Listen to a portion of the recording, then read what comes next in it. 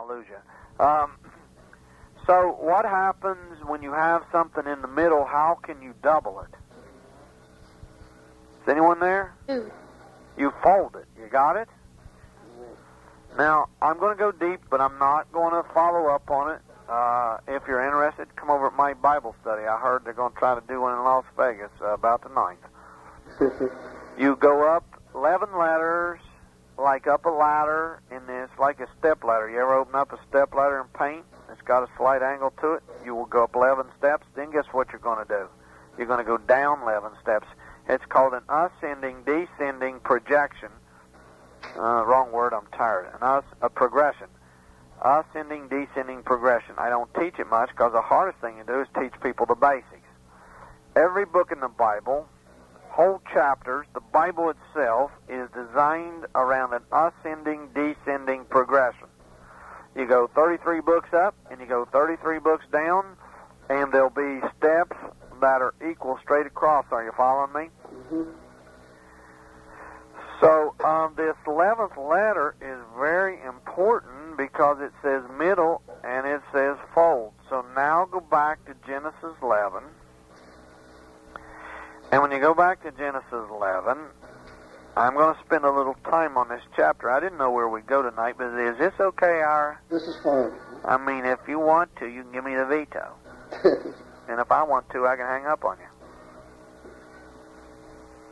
Are you ready? We're ready.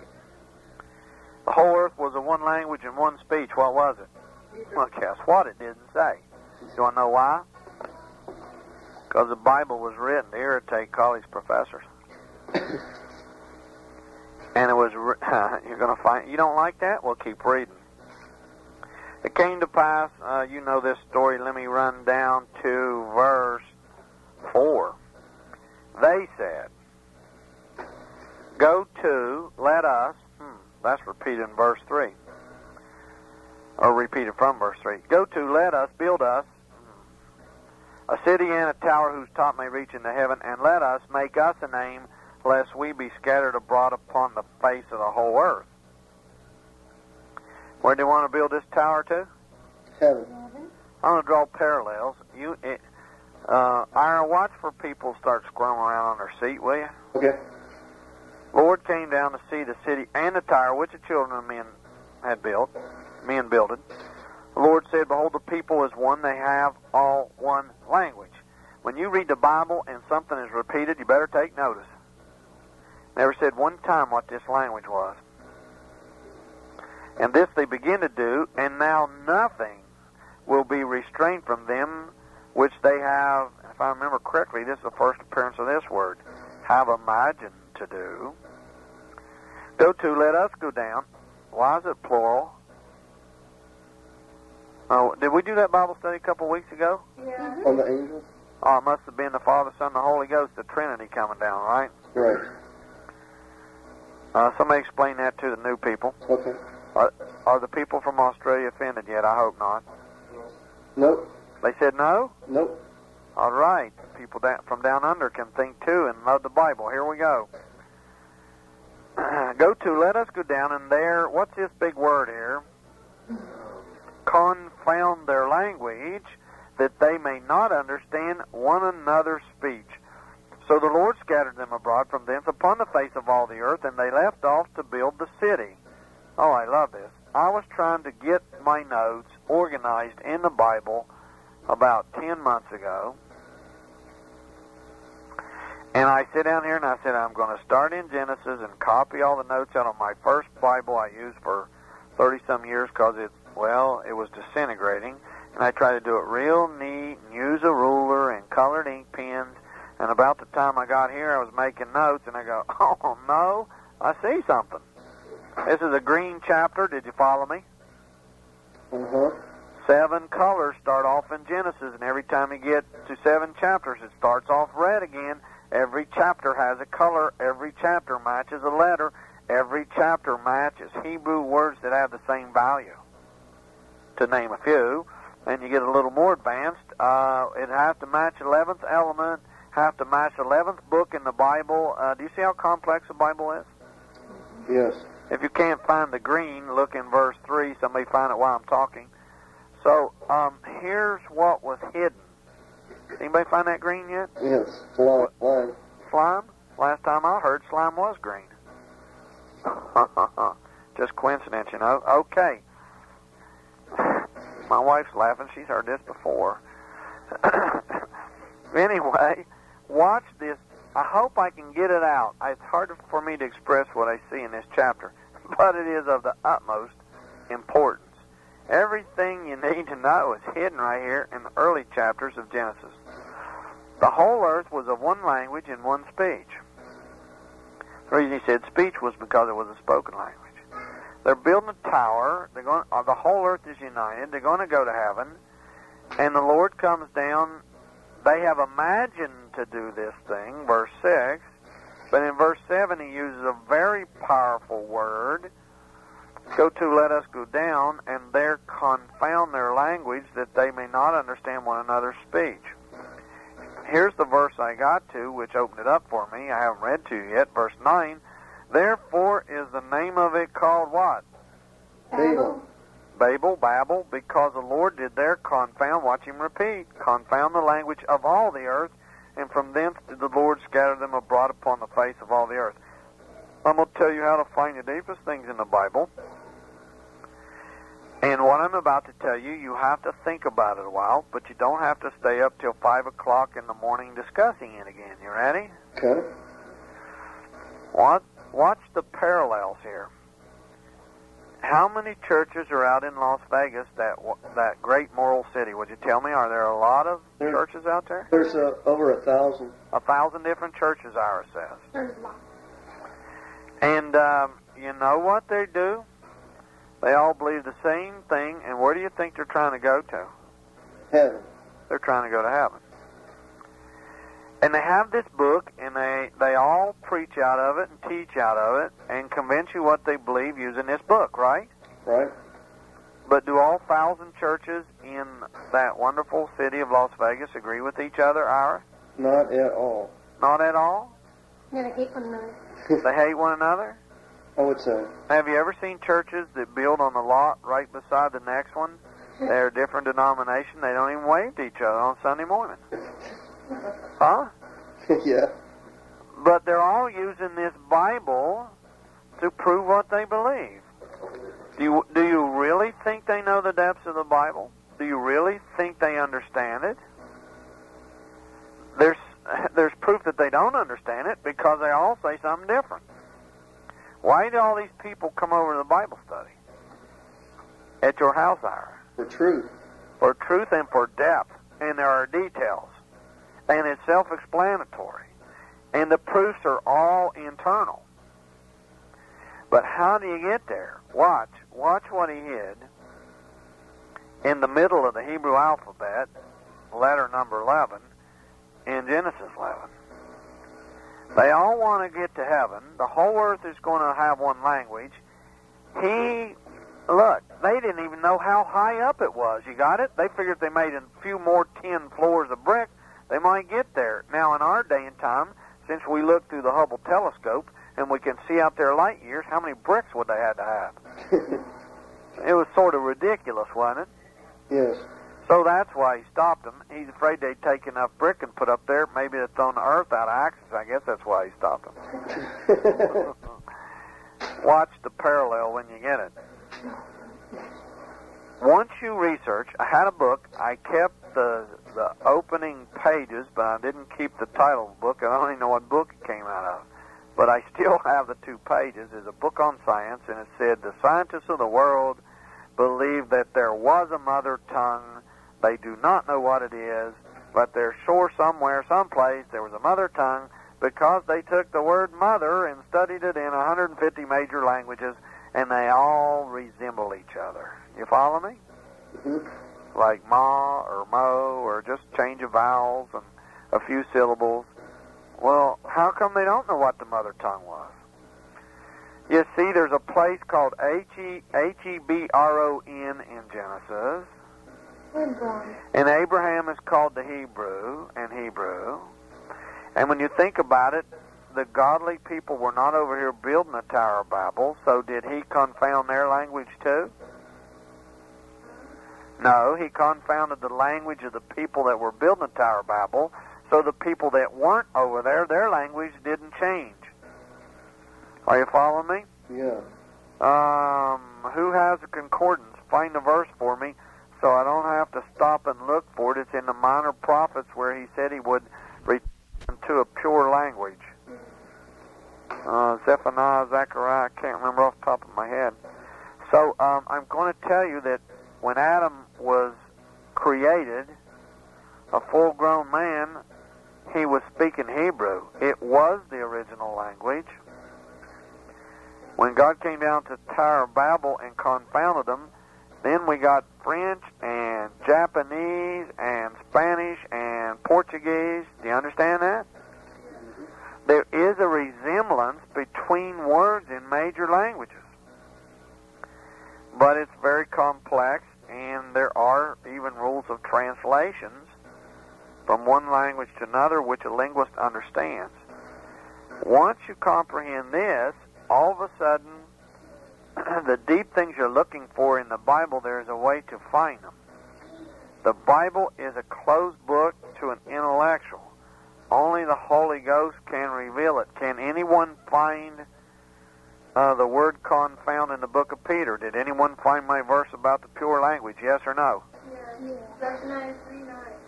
Did she say Zephaniah? Yes, 3:9. Zephaniah 3:9. You want to read it?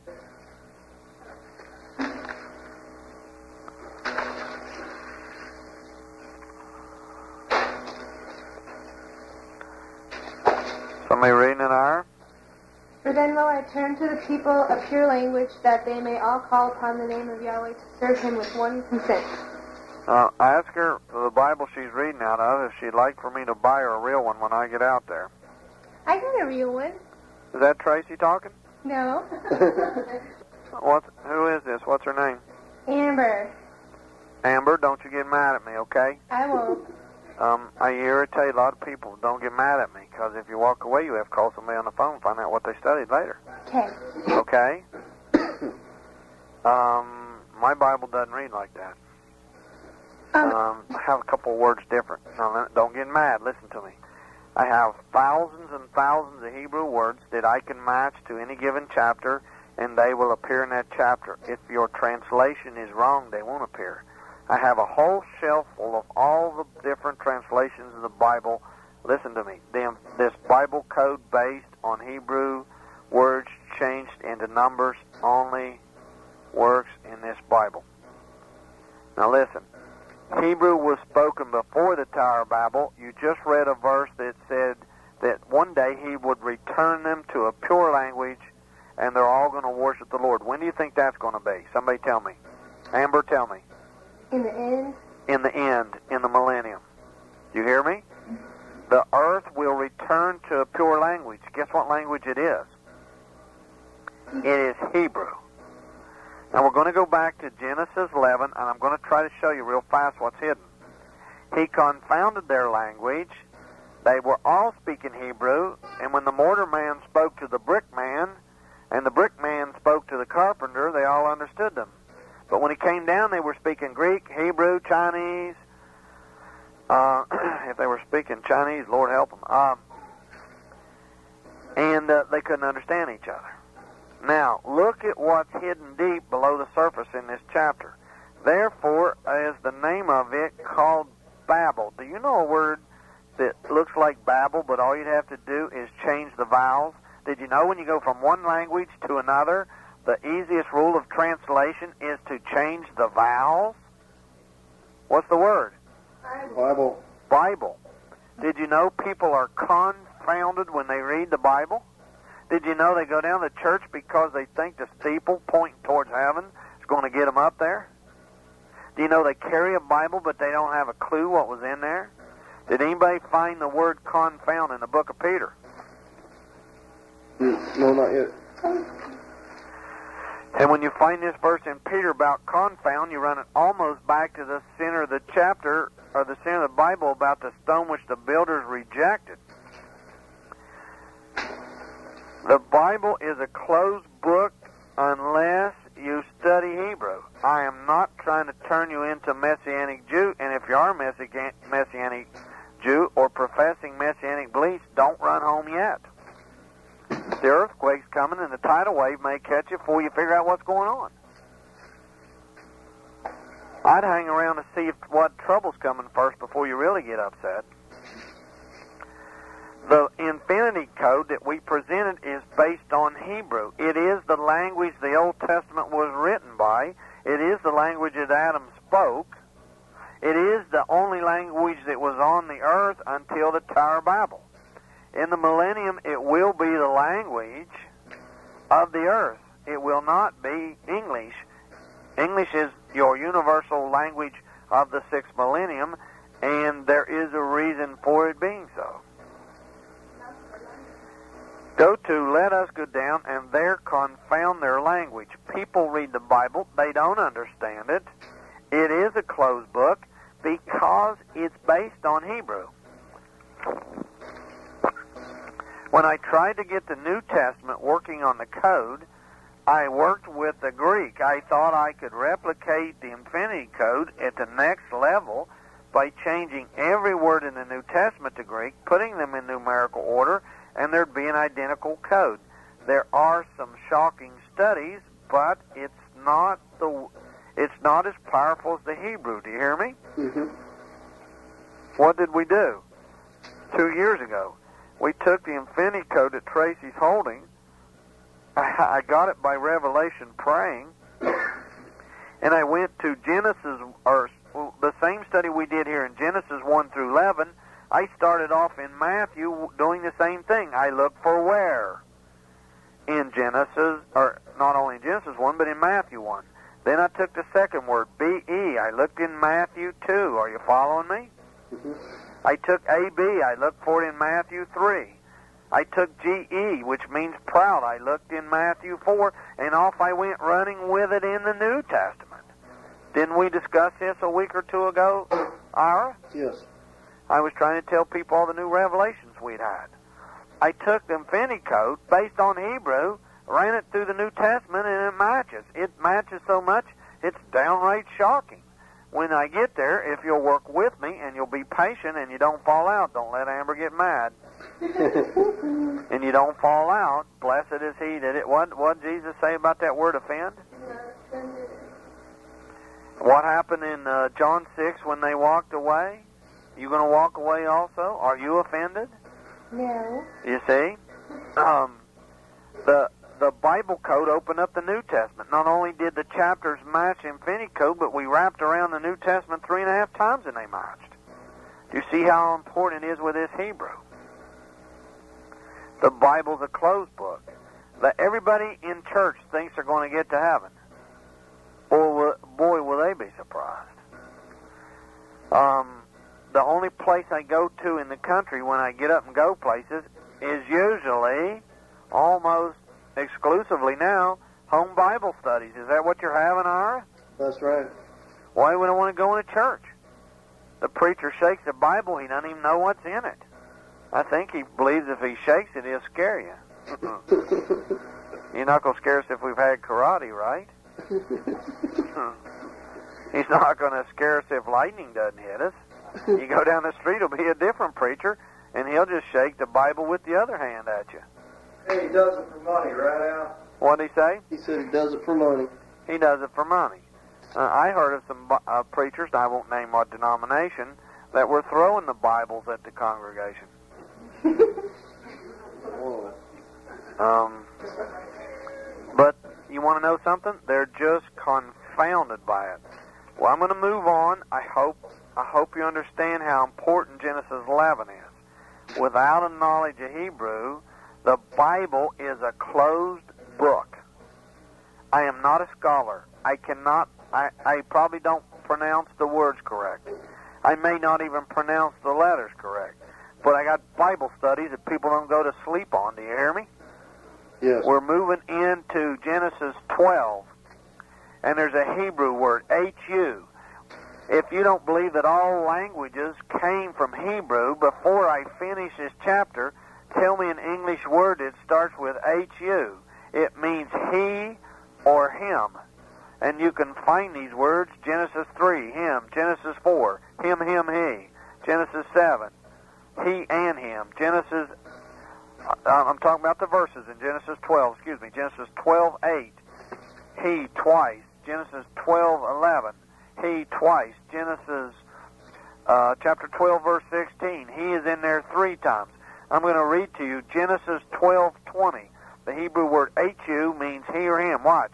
Pharaoh commanded his men concerning him, and they sent him away, and his wife and all that he had. Is the word hu the pattern by which God designed Genesis 12? What's the English word that descended from this? Somebody tell me quick. Him. What'd they say? Said him. Hu. Is anybody human in Las Vegas? No. There is a book. It's back in print. I plan to have it on the book table. The reason I haven't had it is it went out of print in the hardback. It's back in the paper.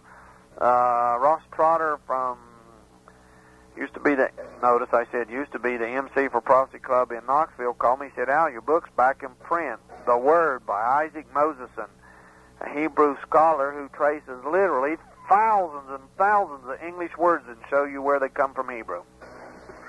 So I'll have that on the book table when I get there. We are in Genesis 13, and we're looking at 2 Hebrew words. I love this one.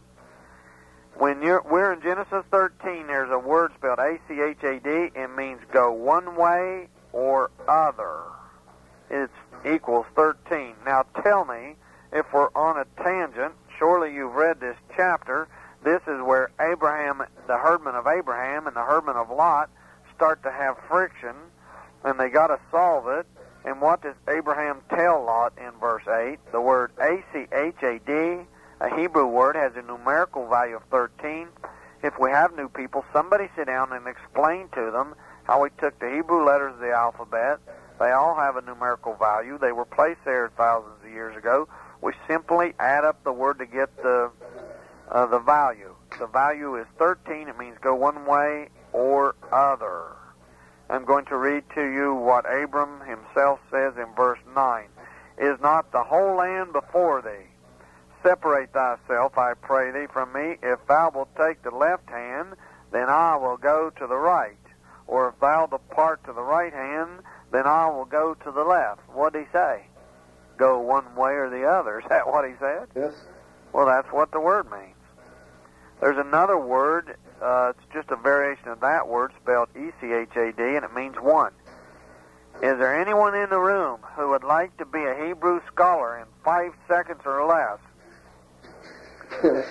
Tell me an English word that comes from E-C-H-A-D, and it means one.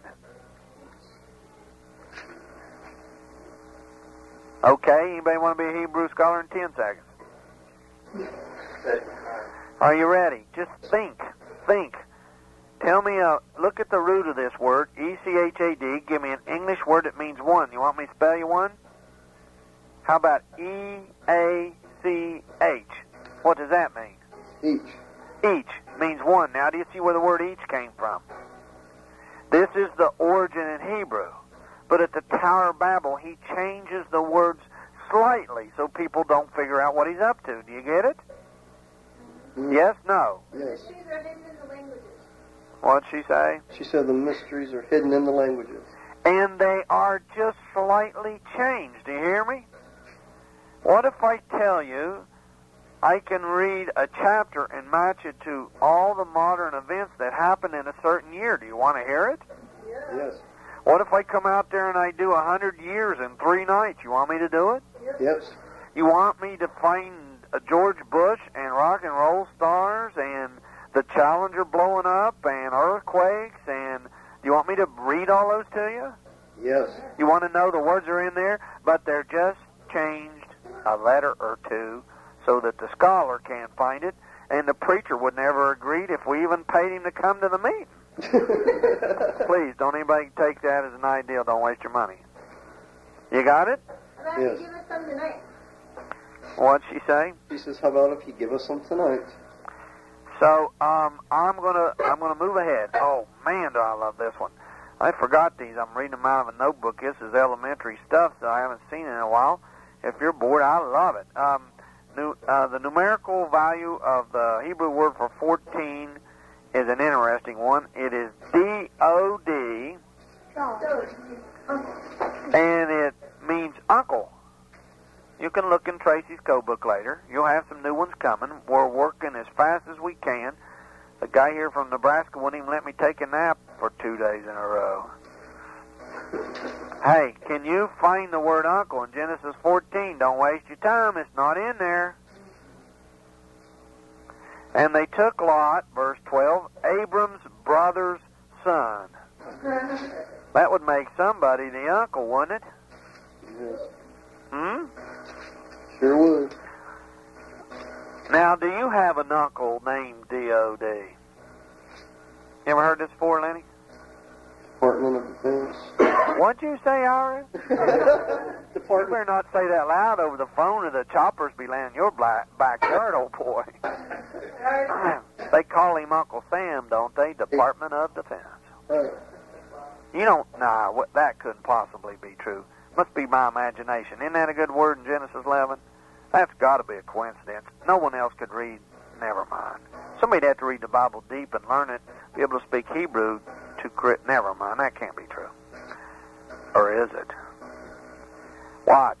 Let me show you in New Testament, 14th chapter, D.O.D. uncle, but every preacher ran off to the cemetery to learn Greek. All preachers go to seminary and learn Greek, and when they come out, everybody just oohs and ahs and puts their money in the offering and let us build us a bigger church to reach to heaven. I'm turning to Matthew 14. I am not reading Greek. I'm reading Hebrew, which was the language that God created first, which unlocks everything in this book. Matthew chapter 14. Can anybody find the uncle in Matthew 14 and tell me, what's that verse you like, Ira, in Proverbs 25 too? Tell the new people. How God conceals. It is the glory of God to conceal a thing. I'm always amazed at how deep He hides it. I'm in Matthew 14. Tell me you're familiar with the chapter. If you're not, read it later, because I'm not going to read it to you. I'm in verse 3.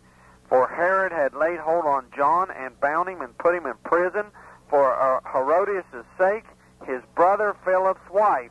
We're going to almost have to have algebra to figure out the marriage here. You got it? Who does Herod have?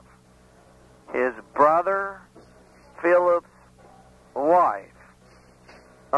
What transpires in this chapter in verse 6? But when Herod's birthday was kept, who shows up?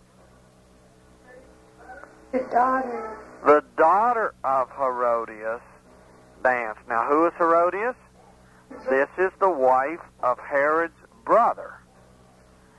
If you don't get it, sit down with a pencil or paper and go over with it. The girl dancing is dancing for her new father, but he's really her what? Her uncle. Now, how do you like uncle hidden in Matthew chapter 14 with a Hebrew word? How will you explain it to them later if they don't get it? Yep. Did they get it? We sure did. Did they? Mm-hmm. Now, is the Holy Ghost incredible how He hides things? Here's a man that takes his brother's wife. The daughter comes along just to make sure that we have the uncle in the given chapter. I'm back to Genesis 15. We're moving along. Man, 11 o'clock's coming close here at my house. In 15, don't forget these roots. Here's a Z-U-B. There's a big word comes later in Hebrew that has this root in it. It just simply means out. Numerical value 15. Look in Genesis 15:14. A prophecy from God to Abraham about bringing Israel out of Egypt later. Also that nation whom they shall serve will I judge, and afterward shall they come where? They'll come out with great substance. Let's move. I don't have one for 16. Actually, way back when I did these, I couldn't find it. Would you like for me to be honest, or would you like for me to turn the phone upside down and tell you some evangelical lies? I couldn't find it. Maybe you can, or else it was too simple. I don't know why I don't have a 16. When I went to 17, the Hebrew word was Y-A-H-A-B. It means to give. Look in Genesis 17, verses 8 and verse 16, and it says give. I'm moving up to Genesis 18. There's a word, C-H-A-I. It means quick or life. And when you get to Genesis 18:6, Abraham tells Sarah, make ready quickly 3 measures of fine meal. Remember when we did this on the Michael Gabriel study? Yep. Remember what he told her in verse 10? I will certainly return unto thee according to the time of life. Remember us discussing that 2 weeks ago? He just said, I'll be back in 9 months. And again, it's repeated in verse 14. There is another Hebrew word that equals 18. It is Chet. If you had a friend and his name was Chet, like Chet Atkins that played the guitar, what would his name mean? Sin or grievous? I hope we don't have any Chets in the crowd tonight. C-H-E-T in Hebrew, look it up, in a concordance, means sin or grievous. Let's see how exact this is in Genesis 18:20. And the Lord said, because the cry of Sodom and Gomorrah is great, and because their sin is very what? Grievous. Grievous. Do you understand the exactness of all this? Genesis 19, I'm matching to a Hebrew word that equals 19. It's C-H-A-Y-A. It means to keep alive or live. And you'll see the word in verses 17, 19, and 20 if you're making notes or underlining your Bible. I'm going to slow down a little bit. I hope we got any skeptics in the house. I don't see any. You'd be afraid to answer if they were, wouldn't you? No. Okay, that's my man. In Genesis 20, I'm going to take 3 different Hebrew words that mean 3 different things, and they'll all be in the chapter. First word, H-A-Y-A-H, means to come to pass. What do you see in verse 13? And it came to pass. There's another Hebrew word, A-C-H-A-V-A-H, and it means brotherhood. In verse 5, he says he is, or she says, he is my brother. Verse 16, what'd Sarah say? I have given thy, and unto Sarah he said, I have given thy brother. There's a third Hebrew word, C-H-A-Z-A-H, and it means to behold. All 3 of these words have a value of 20. Verse 3, behold. Verse 15, behold. Verse 16, twice, behold. Now, is that a coincidence, Ira? No. You see, we didn't cover the color that went through this chapter. We didn't cover the 20th letter in the Hebrew alphabet. We didn't cover the 20th element. Did you know this chapter will be the outline of the 20th book in the Bible? The last chapter, 19, will be the outline of the 19th book in the Bible. Unknown to the, here I go again, you shouldn't call me late at night because I get cranky. But the sawed-off preacher, whoops, did I say that? I shouldn't say that. I always say squinty-eyed sawed-off preacher. He doesn't know that this is the outline of the 20th book in the New Testament. I thought the New Testament was written in Greek. But you see, God has them confounded. Do you understand that? Because they don't understand where all languages came from. The outline to the 19th chapter in the New can be found in Genesis 19 in all the Hebrew words that equal 19, the 19th letter, 19th color off the color code, 19th element. Now you're starting to get it? We got 2 more here. And I guess I'm going to quit because it's getting, we got a half hour left. Maybe I can turn it on hyperdrive and run through Revelation with them. In Genesis 21, there's a Hebrew word, C-H-E-Z-E-V. It means to look or vision. And, of course, it says, verse 11, Abraham's sight. verse 12, grievous in thy sight. There's another word which means to make merry, Y-A-T-A-B, and in verse 6, Sarah laughs. Now we're to Genesis 22. And in Genesis 22, I want someone to jump out of their seat, wave their Bible, do a back somersault, and tell me all this is a coincidence. C-H-O-A-C-H. It almost looks like the word coach. It means a thicket. Who can find the thicket in Genesis 22? Quick. Verse 13. Verse 13. Somebody's sitting on the edge of the seat. Abraham lifted up his eyes and looked, and behold, behind him a ram caught in a thicket. Is this a key word in this chapter? Yes. There's another word, Y-A-C-H-A-D. It means both or together. It also has a value of 22. Look what we find in verse 6. Abraham took the wood of the burnt offering. He laid it upon Isaac his son. He took the fire in his hand and a knife, and they went, both of them, together. Look in verse 8. Abraham said, my son, God will provide himself a lamb for a burnt offering. So they went, both of them, together. There is this Y-A-C-H-A-D also has a variant meaning that means only. And of course, when you're in Genesis 22, you have a pattern that's racing all the way up to the 22nd book of the Old Testament, racing up to the New Testament. It will also match Matthew 22. Are you following me? Mm-hmm. It will match the 22nd chapter in the New, because, what's this term I used the other week? No, it's not a New Ager term. They've stolen it. It is the holographic word. The word holos, H-O-L-O-S, which is the Greek word for whole, and the word for writing is graph. These words appear beside each other 3 or 4 places in the New Testament, and I will repeat. The word holographic comes from 2 roots, H-O-L-O-S, which is the Greek word for whole or one. The word graph, G-R-A-P-H, and different conjugations thereof deal with the word book or writing. Guess what you're holding in your hand if you have the right translation? You have the Holy Holographic Bible.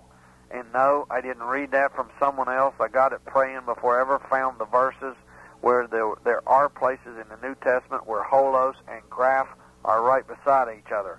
More when I come to the city of Las Vegas. If you can get the people for the meeting. I'll tell you what, ask them if they take a quick break, if they want me to go 30 minutes, or do they want me to go home? Well, we'll go another 30 minutes. Tell them to take a quick break. We'll be right back after this station identifies itself. Here she is. Hi. Hi, how you doing? Good, how are you? Listen to me. When I say that, that's a general sense. That's not a total condemnation. Now listen very carefully. If you've studied church age history through 2,000 years, and I have a Bible study about to present 100 years of church history matching every chapter in the book of John, the Lord was always moving through church age history, and every time he moved, people said he was here, and they organized and created something. A movement. It didn't pick up a name. Anabaptist, Waldensians. Have you ever studied church history? Not in that sense. Okay. And then about the time they organized and put a name on it, guess what? He'd already moved someplace else. So the Spirit of the Lord was moving through the years through church age history. When you come to our day, Right.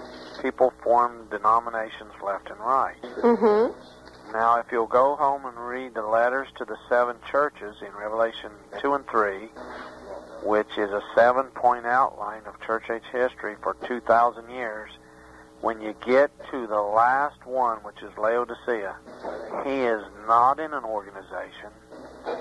He is not in a group. He's at the church door. It didn't say church door. He's at the heart's door knocking.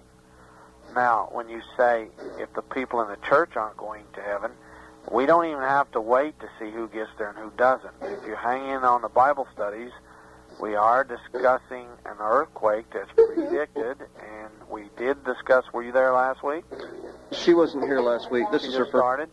Well, we have discussed how the church age will close by deep studies and detailed studies. And so the whole point is it's about to close. It's going to close in a predicted manner, and watch and see how many people that go to church are ready for what's about to happen. That should help answer your question. When you say, who's going to be there? Well, through church age history, there were a lot of people in local assemblies that were headed there. When we're down towards the end of the church age history, please go home. Read the second half of Revelation 3, which is the church age we're in now.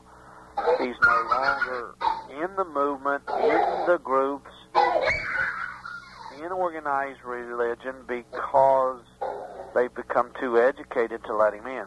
If you get up in any given church in a city and go deep into the Bible, they will ask you to leave if you've been a member for 50 years. So I hope you're patient and you hang in there with me. Who's going to be in heaven? There'll be a lot of people all the way down through church age history. But in the last church, he says that he will force them into a burning furnace. You can find out what that burning furnace is by matching Revelation 3 to Daniel 3. It will be a worldwide persecution to see what this generation is made of. Are you ready to go again? We're ready to go again. I was sitting here telling Lenny we have all that what we just did on transparency. You could go. You could go to the book of Revelation, and you could repeat the same study, and you would, here's my point. No matter what Bible question you have, I'm not trying to answer all your questions. I'm trying to show you how you can trust the way the Bible works to find out answers to your questions. There's no use debating or arguing or say, I believe this and I believe that. What I'm trying to do is to get you to trust the Bible and find its internal rules that are set up how to study it by. And there is no limit to what you can find. If we were in the book of Revelation, someone tell me a set of patterns that we could use studying through the chapters from just what we've discussed tonight. We could study it by the what? Is anybody talking, Ira? The numbers. You could study it by the numbers, which are in the code book. You would be looking for where in Revelation 1, you follow me? We'd repeat the same thing we just did. Tell me another way. Elements. What'd she say? By the what? Colors? Elements. By the elements. That's new. A lot of people know that, but we covered some of that the other day. I gave you just enough to catch your interest. We could look for hydrogen in Genesis 1, helium in Genesis 2. Same God that wrote the Bible, I believe, created man from the dust of the ground. I believe the elements are in the dust. The word elements is in 2 Peter. I believe he created all these things. It says so in the opening of the book of John. We could look for lithium in chapter 3. Tell me something else we could use to go through the book of Revelation to study it. Color. Somebody said the colors. I think they repeated what I just said. You could. You can look for them all in order. Tell me another way, something else we could use. How about the alphabet, which I talked to you about? Watch how simple it is. Aleph is the first letter of the Hebrew alphabet. Somebody turn over there and see if you can find it, the very word hidden in Revelation 1. Verse 8. Alpha. Alpha and Omega. Alpha is just the Greek translation of the Hebrew word Aleph. Do you get it? Yes. So there's the very word of that letter. And what the second letter means, do you think you'll find it in Revelation 2?